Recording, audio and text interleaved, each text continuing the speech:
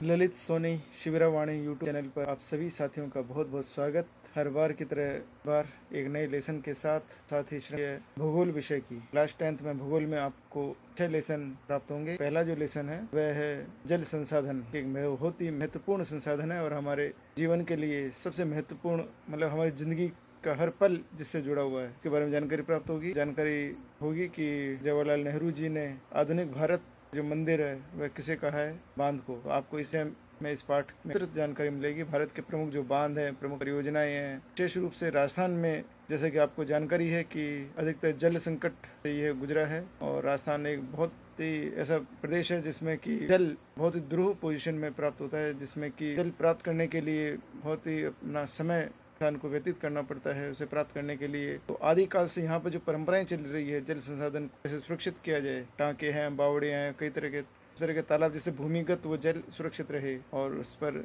गर्मी से वह जल उड़े नहीं, इस तरह के कई प्रावधान राजस्थान में आदिकाल से चले आ रहे हैं, के बारे में भी आपको जानकारियाँ प्राप्त होगी। आप सभी साथियों से एक निवेदन है कि आप इस लेसन को ध्यान से सुने और प्लीज इसे लाइक करें, शेयर करें उन साथियों तक को बहुत ज़्यादा आवश्यकता है इस रिकॉर्डिंग की। और प्लीज़ सब्सक्राइब अवश्य करें, नोटिफिकेशन बेल ऑन करें और नोटिफिकेशन से आपको ये होगा कि जैसे कोई वीडियो यहाँ पर अपलोड होती है तुरंत आपको इन्फॉर्मेशन की प्राप्त होगी। लेसन स्टार्ट होता है हर बार की तरह क्लास 10th के स्टूडेंट बेटी के साथ। अध्याय 8 जल संसाधन परिचय। जल प्रकृति की अनुपम देन है जो कि पृथ्वी पर समस्त मानवीय क्रियाओं को आधार प्रदान करती है।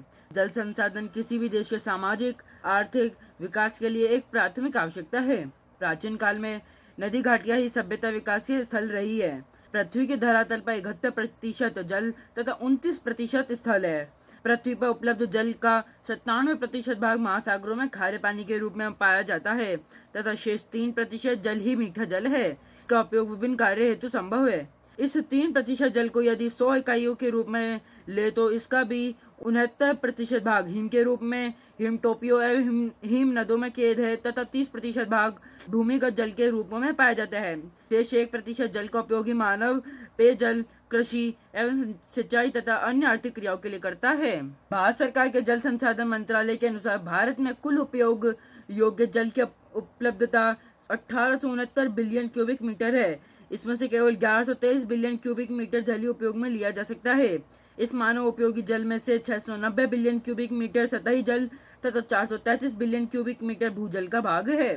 सन 2000 में भारत में जल की कुल आवश्यकता 634 बिलियन क्यूबिक मीटर प्रति वर्ष थी तथा सन 2025 में यह मांग बढ़कर 1025 बिलियन क्यूबिक मीटर हो जाएगी।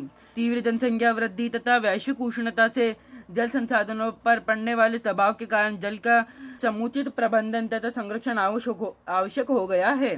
जल प्रबंधन एक और मानव जनसंख्या के बढ़ते आकार, आधुनिक जीवन शैली तथा जल के अवैज्ञानिक उपयोग से जल संसाधन पर दबाव बढ़ता जा रहा है। दूसरी तरफ वर्षा जल का अधिकांश भाग हिम नदियों के माध्यम से धरातलीय प्रवाह द्वारा बिना उपयोग में लाए हुए समुद्रों में व्यर्थ में चला जाता है। इस दिशा में जल की आपूर्ति को सुनिश्चित करने के लिए जल प्रबंधन की तकनीकों को अपनाना समय की प्रबल मांग है। इस दिशा में वर्षा जल को प्रबंधित करना पहली आवश्यकता है। धरातलीय प्रवाह से व्यर्थ होने वाले जल का सदुपयोग बढ़ती जनसंख्या की मांग की पूर्ति हेतु व मानसून की अनिश्चितता व अनियमितता के कारण पड़ने वाले सूखे व अकाल से निपटने के लिए आवश्यक है। इसी दशा में देश की आजादी के बाद विभिन्न पंचवर्षीय योजनाओं के माध्यम से बहुउद्देशीय जल परियोजना आरंभ की गई। इन बहुउद्देशीय परियोजनाओं के अंतर्गत अनेक उद्देश्यों की पूर्ति एक ही परियोजना से सुनिश्चित की जाती है। भारत में इन परियोजनाओं से बाढ़ व सूखे की समस्या से बचाव होने लगा है। जल विद्युत उत्पादन बढ़ा है, सिंचाई एवं पेयजल की आपूर्ति बढ़ी है, मछली पालन एवं पर्यटन विकास को बढ़ावा मिला है और पर्यावरण के संरक्षण में सहयोग प्राप्त हुआ है। इन बहुउद्देशीय जल परियोजनाओं को देश के प्रथम प्रधानमंत्री नेहरू जी ने आधुनिक भारत का मंदिर कहा था। भारत में इन परियोजनाओं का संचालन राज्यों तथा केंद्र सरकार के माध्यम से किया जाता है।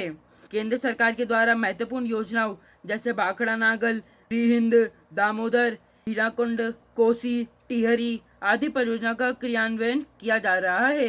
राज्य सरकारों के माध्यम से चंबल परियोजना मध्य प्रदेश व राजस्थान, नागार्जुन सागर परियोजना आंध्र प्रदेश, तुंगभद्रा परियोजना आंध्र प्रदेश व कर्नाटक, सरदार सरोवर परियोजना गुजरात, मध्य प्रदेश व राजस्थान, मयूराक्षी तथा फरक्का परियोजना पश्चिम बंगाल, माही परियोजना गुजरात तथा राजस्थान, गंडक परियोजना बिहार तथा उत्तर प्रदेश, मत्स्य कुंड परियोजना आंध्र प्रदेश व उड़ीसा जैसे विभिन्न परियोजनाओं को संचालित किया जा रहा है। पहला है भाखड़ा नागल परियोजना। 1948 में आरंभ होकर 1963 में पूर्ण हुई देश की सबसे बड़ी एवं महत्वपूर्ण बहुउद्देशीय परियोजना जो सतलज नदी पर हिमाचल प्रदेश में बिलासपुर के निकट स्थापित है। यह पंजाब, हरियाणा तथा राजस्थान की संयुक्त परियोजना है। इसका उद्देश्य सतलज तथा यमुना के मध्यवर्ती भागों में सिंचाई, जल विद्युत व पेयजल की आपूर्ति के द्वारा आर्थिक विकास करना है। इस योजना के तहत 2 बांध पंजाब के अम्बाला जिले में बनाए गए हैं। पहला भाखड़ा बांध जो कि 518 मीटर लंबा तथा 226 मीटर ऊंचा है। सीमेंट तथा कंक्रीट से निर्मित विश्व के सीधे खड़े गुरुत्वीय बांधों में यह सबसे ऊंचा बांध है। दूसरा भाखड़ा बांध से 13 किलोमीटर नीचे नांगल नामक स्थान पर बनाया गया है, जो कि भाखड़ा के अतिरिक्त जल को सिंचित करने के उद्देश्य से बनाया गया है। इन बांधों से सिंचाई के लिए भाखड़ा नहर, सरहिंद नहर, नांगल नहर, बिस्त दोआब नहर तथा नरवाना नहरें निकाली गई है तथा कोटला, गंगवाल तथा रूपनगर में विद्युत गृहों का निर्माण किया गया है। दामोदर घाटी परियोजना स्वतंत्र भारत की प्रथम महत्वपूर्ण परियोजना जो कि पश्चिम बंगाल व झारखंड की संयुक्त परियोजना है। इसे पश्चिम बंगाल में शोक कही जाने वाली दामोदर नदी पर 1948 में आरंभ किया गया। यह नदी पश्चिमी बंगाल में मार्ग परिवर्तन, अपरदन तथा बाढ़ के लिए कुख्यात थी। यह नदी छोटा नागपुर के पठार के पूर्व की ओर बिहार व झारखंड में 290 किलोमीटर तथा पश्चिम बंगाल में 240 किलोमीटर बहकर हुगली नदी में गिरती है। बाराकाल, बोकारो व कोनार इसकी सहायक नदियां है। इस नदी के द्वारा 18,000 वर्ग किलोमीटर क्षेत्र बाढ़ व अपरदन से प्रभावित होता है। इसलिए भारत सरकार ने अमेरिका के टेनेसी घाटी प्राधिकरण के प्रारूप के अनुसार भारत दामोदर घाटी निगम की स्थापना की। इस परियोजना का उद्देश्य पश्चिम बंगाल व झारखंड के नदी घाटी का आर्थिक विकास कर स्थानीय निवासियों के जीवन स्तर में सुधार करना था। इस योजना में बराकर नदी पर मैथान व तिलैया बांध, कोनार नदी पर कोनार व दामोदर नदी पर पंचेत पहाड़ी बांध तथा एक दुर्गापुर बैराज का निर्माण किया गया। बोकारो, चंद्रपुर, तिलैया, मैथान, पंचेती पहाड़ी तथा दुर्गापुर में कई जल विद्युत गृहों का निर्माण तथा विस्तृत नहरी तंत्र का विकास किया गया। हीराकुंड परियोजना प्रायद्वीपीय भारत की एक महत्वाकांक्षी परियोजना है जो कि उड़ीसा के शोक के नाम से प्रसिद्ध है। महानदी नदी पर भारत सरकार के द्वारा स्थापित की गई। महानदी नदी छत्तीसगढ़ में बस्तर की पहाड़ियों से निकलकर उड़ीसा में बहती है तथा मानसून काल में नदी घाटी क्षेत्रों में बाढ़ की स्थिति पैदा करती थी। शेष समय में यहाँ सूखे तथा अकाल स्थिति उत्पन्न हो जाती थी। भारत सरकार ने संबलपुर से 14 किलोमीटर ऊपर की ओर हीराकुंड नामक स्थान पर इस नदी पर बांध बनाया ताकि ऊपर लिखित समस्याओं का निदान कर यहाँ सिंचाई, पेयजल की आपूर्ति हेतु जल की उपलब्धता सुनिश्चित की जा सके। यह विश्व का सबसे लंबा बांध है जिसकी लंबाई 4,801 मीटर है तथा ऊंचाई 61 मीटर है। इस बांध के पीछे बनी झील में 810 करोड़ घन मीटर तथा संचित घन मीटर जल संचित होता है। इसके अलावा तिकरापाड़ा व नराज में 2 अन्य बांध बनाए गए हैं। इस योजना को 2 चरणों में पूरा किया गया है, जिसमें प्रथम चरण में उड़ीसा के संबलपुर जिले में हीराकुंड बांध बनाकर इसके दाहिने ओर बोरगढ़ नहर तथा बाई ओर सेशन व संबलपुर नहर प्रणाली को विकसित किया गया तथा दूसरे चरण में 4 विद्युत गृहों का निर्माण किया गया। राजस्थान में बहुउद्देशीय जल परियोजनाएं चंबल घाटी परियोजना राजस्थान एवं मध्य प्रदेश की संयुक्त परियोजना चंबल नदी पर 1953 में आरंभ हुई। इस नदी के प्रवाह से भूमि अपरदन तथा बाढ़ के कारण तथा अन्य संबंधित आपदाओं से होने वाली हानि से बचाव के लिए 3 चरणों में आरंभ की गई। इस योजना के प्रथम चरण में मध्य प्रदेश के मंदसौर जिले में गांधी सागर बांध तथा नहरी प्रणाली का निर्माण किया गया। द्वितीय चरण में राजस्थान के चित्तौड़ में रावत भाटा नामक स्थान पर राणा प्रताप सागर बांध व जल विद्युत उत्पादन तथा तीसरे चरण में कोटा बूंदी जिले के सीमा पर जवाहर सागर पिकअप बांध तथा विद्युत गृहों का निर्माण किया गया। सन 1960 के दशक में ही कोटा बैराज का निर्माण किया गया जिससे राजस्थान में नहरों के माध्यम से सिंचाई के क्षेत्र को बढ़ाया गया है। माई बजाज सागर परियोजना ये राजस्थान एवं गुजरात राज्यों की संयुक्त परियोजना है। इस हेतु विंध्याचल पर्वत से निकलने वाली माही नदी पर नवीन परियोजना के लिए 1966 में दोनों राज्यों में करार हुआ। यह परियोजना डूंगरपुर तथा बांसवाड़ा के आदिवासी क्षेत्रों के आर्थिक विकास तथा सिंचाई एवं विद्युत सुविधाओं के विकास हेतु आरंभ की गई। इस योजना के अंतर्गत राजस्थान के बांसवाड़ा के बोरखेड़ा नामक स्थान पर माई बजाज सागर बांध बनाया गया। गुजरात में गुजरात सरकार की लागत से कड़ाना बांध बनाया गया। नहरी प्रणाली को विकसित करने के उद्देश्य से मुख्य बांध से 500 मीटर नीचे कागदी पिकअप बांध बनाया गया और विद्युत तंत्र के विकास हेतु मुख्य बांध पर 2 विद्युत गृहों का निर्माण किया गया। बिसलपुर परियोजना 1997 से 1998। यह बहुउद्देशीय जल परियोजना सिंचाई व पेयजल के है। इस योजना में टोंक जिले के टोडा रायसिंह कस्बे के पास बिसलपुर नामक स्थान पर बनास नदी पर 574 मीटर लंबा तथा 39.5 मीटर ऊंचा बांध बनाया गया है। इस बांध के दाएं तथा बाएं किनारे से 2 नहरें निकाली गई है। इस योजना के माध्यम से सवाई माधोपुर जिले को सिंचाई, जयपुर शहर तथा अजमेर, केकड़ी, सारवाड़, ब्यावर एवं रास्ते में आने वाले गांवों को पेयजल आपूर्ति तथा टोंक जिले के 256 गांवों में सिंचाई हेतु जल उपलब्ध करवाया जाएगा। राजस्थान के अन्य परियोजनाएं। राजस्थान नहरिया इंदिरा गांधी नहर परियोजना। राजस्थान में थार मरुस्थल में पेयजल आपूर्ति, व्यर्थ भूमि के उपयोग तथा अंतर्राष्ट्रीय सीमा पर आबादी बसाने के उद्देश्य से सतलज एवं ब्यास के संगम पर स्थित हैरी के बैराज में इस नहर को निकाला गया है। यह नहर भारत की ही नहीं बल्कि एशिया की सबसे बड़ी मानव निर्मित नहर है कि कुल लंबाई 649 किलोमीटर है, जिसमें से 169 किलोमीटर पंजाब तथा 14 किलोमीटर हरियाणा में तथा शेष राजस्थान में है। ये नहर के द्वारा राजस्थान के 9 जिलों, 29 कस्बों तथा 3461 गांवों को पेयजल की आपूर्ति की जाती है। इस नहर को 2 चरणों में पूर्ण किया गया, जो क्रमशः राजस्थान फीडर तथा मुख्य नहर है। राजस्थान फीडर जो आरंभिक स्थल से मसीतावली तक तथा मुख्य नहर मसीतावली से मोहनगढ़ के अंतिम बिंदु तक का भाग है, जो क्रमशः 204 किलोमीटर तथा 445 किलोमीटर है। नहर के द्वारा थार के मरुस्थल में सिंचित क्षेत्र का विकास करने के उद्देश्य से विभिन्न शाखाएं तथा लिफ्ट नहरें निकाली गई है। अंतर्राष्ट्रीय सीमा की ओर अर्थात पश्चिम सीमा पर 9 शाखाएं ढाल के अनुरूप तथा पूर्व की ओर ऊंचाई अधिक होने के कारण जल को ऊपर उठाकर छोटे नहरों में डाला जाता है, जिसे लिफ्ट नहर कहा जाता है। इन लिफ्ट नहरों के माध्यम से विभिन्न कस्बों तथा शहरों को पेयजल उपलब्ध कराया जाता है। लिफ्ट नहरों की कुल संख्या 7 है। इस नहर के माध्यम से लाखों हेक्टेयर भूमि को सिंचित किया जाएगा। अब इस परियोजना को बाड़मेर के गडरा रोड तक बढ़ा दिया गया है। जाखम परियोजना। जाखम नदी पर चित्तौड़गढ़, उदयपुर व प्रतापगढ़ के आदिवासी क्षेत्रों में विकास हेतु सिंचाई योजना के लिए अनूपपुरा में जाखम बांध बनाया गया है।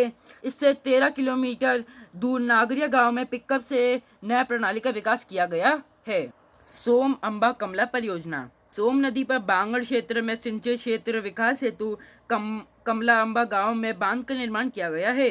इससे डूंगरपुर जिले के आसपुर तथा उदयपुर की सलूमर तहसील के गांवों को सिंचाई की सुविधा मिलेगी। मेजा बांध। भीलवाड़ा जिले के मांडलगढ़ तहसील के मेजा गांव में कोठाई नदी पर सिंचाई के लिए मेजा बांध बनाया गया है। बांध में मत्स्य पालन व नहर प्रणाली का विकास किया गया। सिद्ध मुख परियोजना। रावी व्यास के अतिरिक्त जल का उपयोग गंगानगर तथा हनुमानगढ़ की नोहर, बादरा तथा चूरू जिले के तारनगर व राजगढ़ तहसीलों में 33,000 हेक्टेयर भूमि को सिंचित करने का लक्ष्य इस परियोजना में रखा गया है। नर्मदा परियोजना। सरदार सरोवर बांध के जल से बाड़मेर तथा जालोर को पेयजल की आपूर्ति होती है। जवाई बांध परियोजना। रावी व्यास के अतिरिक्त जल का उपयोग गंगानगर तथा हनुमानगढ़ की नहर, नोहर, भादरा तथा चूरू जिले के तारनगर तथा राजगढ़ तहसीलों में 33,000 हेक्टेयर भूमि को सिंचित करने का लक्ष्य इस परियोजना में रखा गया है। नर्मदा परियोजना। सरदार सरोवर बांध के जल से बाड़मेर तथा जालोर को पेयजल की आपूर्ति होती है। जवाई बांध परियोजना। पश्चिमी राजस्थान में लूणी की सहायक जवाई नदी पर एरिनपुरा पाली में बांध बनाया गया है। इससे 176 किलोमीटर नहर निकालकर पाली व जालोर में सिंचाई की जाती है। पांचना बांध। करौली जिले में गुड़ला गांव के समीप 5 नदियों भारखेड़ा, भद्रावती, माची, भैसावट तथा अटा के संगम पर मिट्टी का बांध बनाया है, जिसमें टोड़ा भीम, हिंडोन, गंगापुर के गांवों को सिंचित किया जाता है। उपरोक्त परियोजना के अलावा भी लगभग 40 लघु परियोजना राजस्थान के विभिन्न भागों में क्रियाशील है, जिससे स्थानीय स्तर पर बेहतर जिलों के प्रबंधन का कार्य किया गया है। जल संरक्षण। प्रकृति जल के न्यायोचित उपयोग को सुनिश्चित करना, प्राप्त जल संसाधन का समुचित प्रबंधन करना ही जल संरक्षण की विधा का अहम लक्ष्य है। किसी स्थान पर वर्षा जल का उचित जल प्रबंधन कर संग्रहण करना भी जल संरक्षण का एक हिस्सा है। मानसूनी काल में प्राप्त अतिरिक्त जल को बांधों, तालाबों, झीलों तथा छोटे जल स्रोतों में इकट्ठा करके इसे वर्षा के शेष भागों में प्रयोग में लिया जा सकता है। भारतीय परंपरा के अनुसार जल को अमृत के समान माना है। जल संसाधन के प्रति संवेदनशीलता के कारण ही देश के शासकों, सेठ साहूकारों तथा आम नागरिकों ने गांव तथा नगरों में कुएं, बावड़ी, तालाब तथा झीलों का निर्माण कराया है। प्राचीन भारत में जल संरक्षण के प्रति सद्भावना थी। इसी कारण भारत में सिंधु सभ्यता की खुदाई से कुंड, कूप तथा नहरों के साक्ष्य मिले हैं। कौटिल्य के अर्थशास्त्र के अनुसार चंद्रगुप्त मौर्य ने सुदर्शन झील का निर्माण कराया था। दक्षिण भारत में चालुक्य शासकों द्वारा विभिन्न अणिकटों तथा बांधों का निर्माण कराया गया। राजस्थान में जल संरक्षण के प्रति संवेदनशीलता परंपरागत रही है, क्योंकि वर्षा की कमी तथा सूखे की आशंका यहाँ हमेशा बनी रहती है।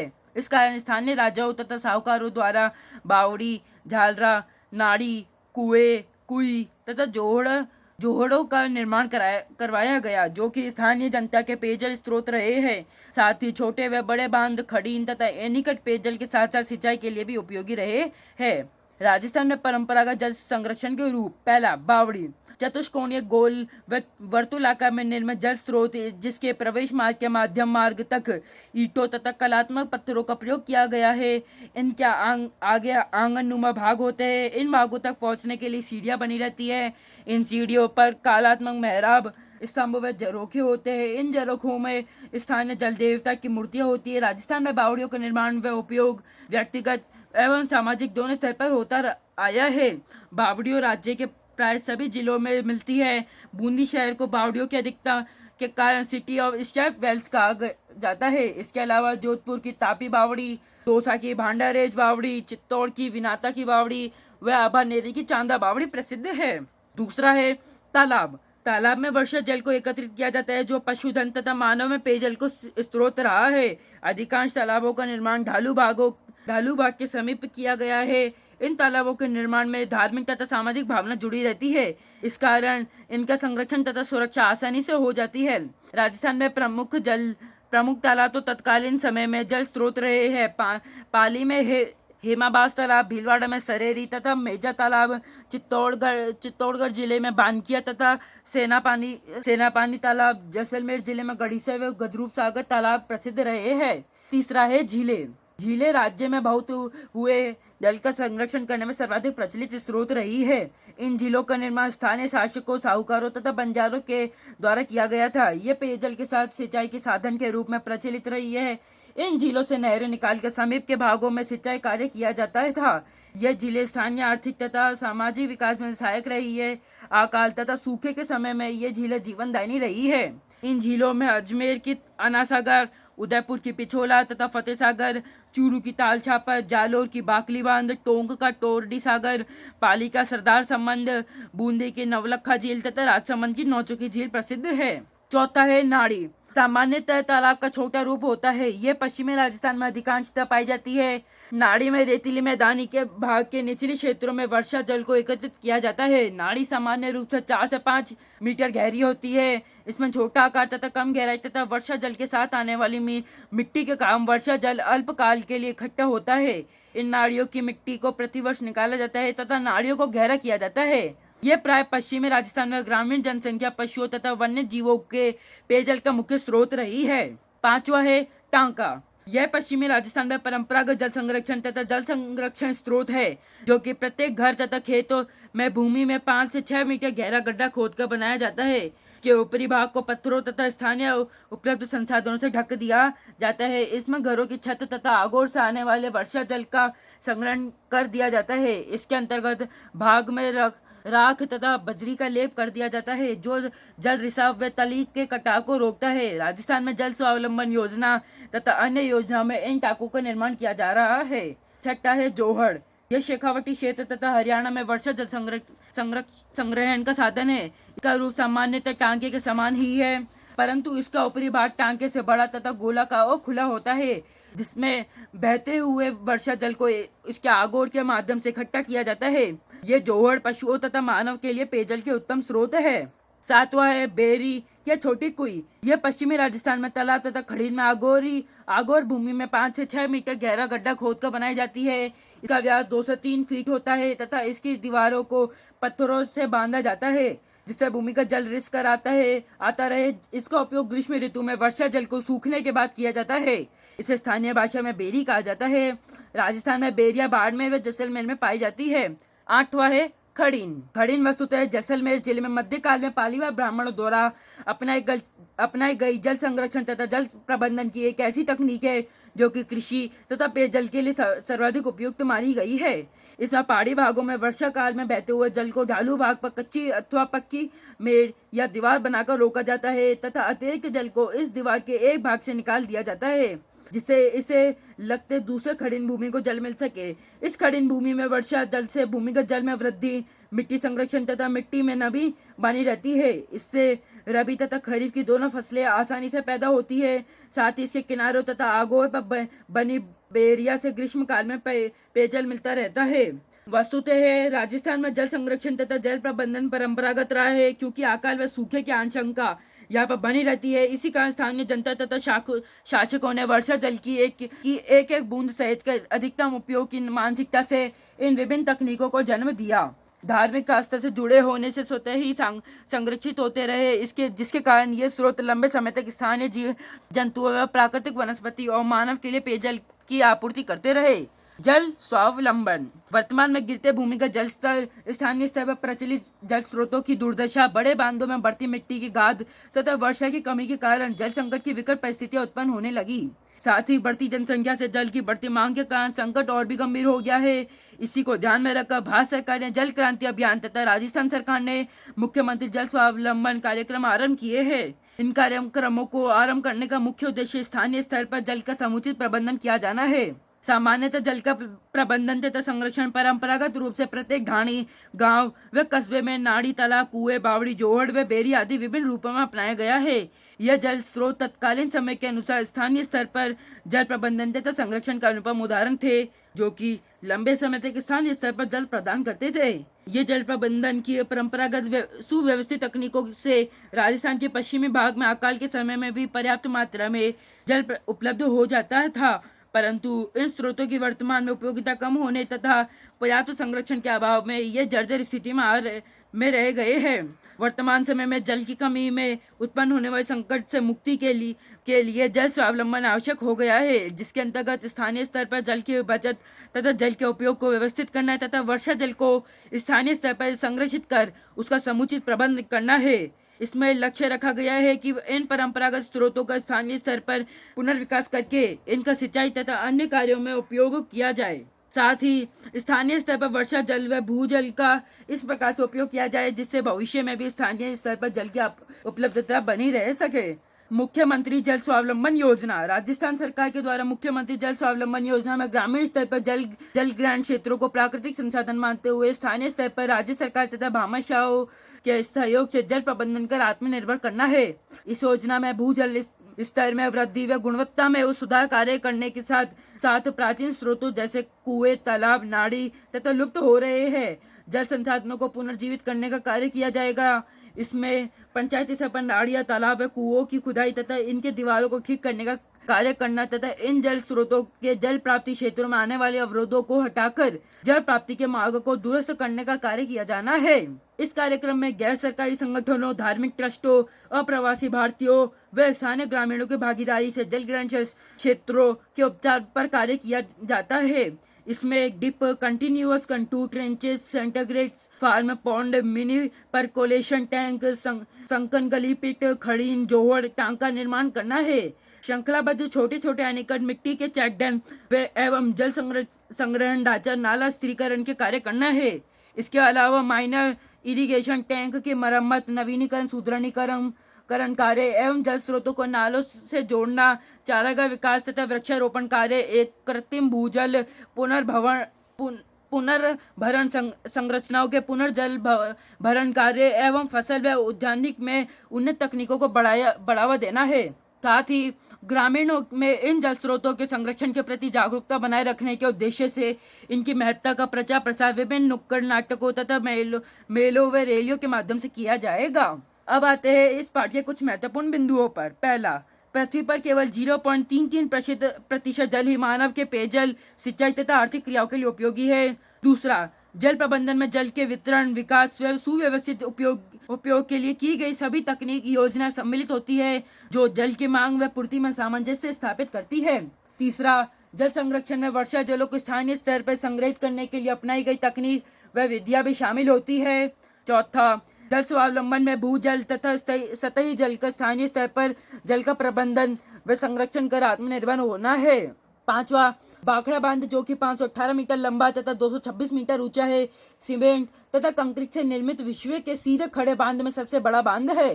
6, हीराकुंड बांध जो विश्व का सबसे लंबा बांध अर्थात 4801 मीटर लंबा बांध है, जिसके पीछे बनी झील में 810 करोड़ घन मीटर जल संचित होता है। 7वां, भारत के प्रथम प्रधानमंत्री जवाहरलाल नेहरू ने देश की नदी घाटी परियोजना को भारत का नवीन मंदिर बताया है। 8वां, पिकअप बांध से विभिन्न बांधों से छोड़े जाने वाली पानी को रोकने का कार्य करता है, इसके बाद समान रूप से वितरित किया जाता है। 9वां, बैराज से तात्पर्य जहां से सिंचाई के लिए नहरों के निकाला जाता है, जैसे हरिके बैराज तथा कोटा बैराज। 10वां, इंदिरा गांधी नहर भारत ही नहीं एशिया की सबसे लंबी मानव निर्मित नहर है, जिसकी कुल लंबाई 649 किलोमीटर है। 11वां, पांचना बांध करौली जिले के केगुड़ला गांव के समीप 5 नदियों बरखेड़ा, भद्रावती, माची, भेसावट तथा अटा के संगम पर मिट्टी का बांध बनाया है। 12वां, खड़िन वस्तुतः जल संरक्षण तथा जल प्रबंधन की एक ऐसी तकनीक है जो कृषि तथा पेयजल के लिए सर्वाधिक उपयुक्त मानी गई है, जो जैसलमेर जिले में मध्यकाल में पालीवाल ब्राह्मणों द्वारा अपनाई गई थी। 13वां, जोहड़ शेखावटी क्षेत्र सीकर, झुंझुनू व चूरू वर्षा के जल संग्रहण का स्वरूप है। 14वां, जल स्वावलंबन के उद्देश्य से भारत सरकार ने जल क्रांति अभियान तथा राजस्थान सरकार ने मुख्यमंत्री जल स्वावलंबन कार्य आरंभ किए हैं। तो इस प्रकार से इस लेसन की कंप्लीट इन्फॉर्मेशन आपको प्राप्त हुई है। तो लेसन समाप्त हो रहा है और साथ ही आपको जानकारी भी प्राप्त हुई कि जल संसाधन हमारे लिए कितना महत्वपूर्ण है और किस तरह से को संरक्षित रखने के लिए और प्राकृतिक तरीके से और मानवीय तरीके से जो भी उपाय किए गए हैं वह आपको जानकारियाँ इस लेसन के द्वारा प्राप्त हुई है। आप सभी से निवेदन है कि इस लेसन की रिकॉर्डिंग को आप एक नहीं, दो नहीं, बल्कि बार बार सुने, जिससे कि जो भी आपके कंसेप्ट अनक्लियर रह गए हों वह क्लियर हो जाए पूरी तरह से, और साथ ही साथियों तक इस रिकॉर्डिंग को जरूर पहुँचाएँ, जो कि इस रिकॉर्डिंग के लिए बेहद ही ये कह सकते हैं कि बहुत ही उनके लिए आवश्यक है, उन विद्यार्थियों तक जिनके आगामी एग्जाम के लिए ये महत्वपूर्ण है, विशेष रूप से जो कंपटीशन देने वाले हैं और 10th क्लास के स्टूडेंट्स हैं, उनके लिए रिकॉर्डिंग बहुत ही कारगर है। साथ ही अंतिम निवेदन हर बार की तरह प्लीज़ चैनल को लाइक करें, सब्सक्राइब करें और शेयर करें। मिलते हैं फिर अगली बार एक नई रिकॉर्डिंग के साथ।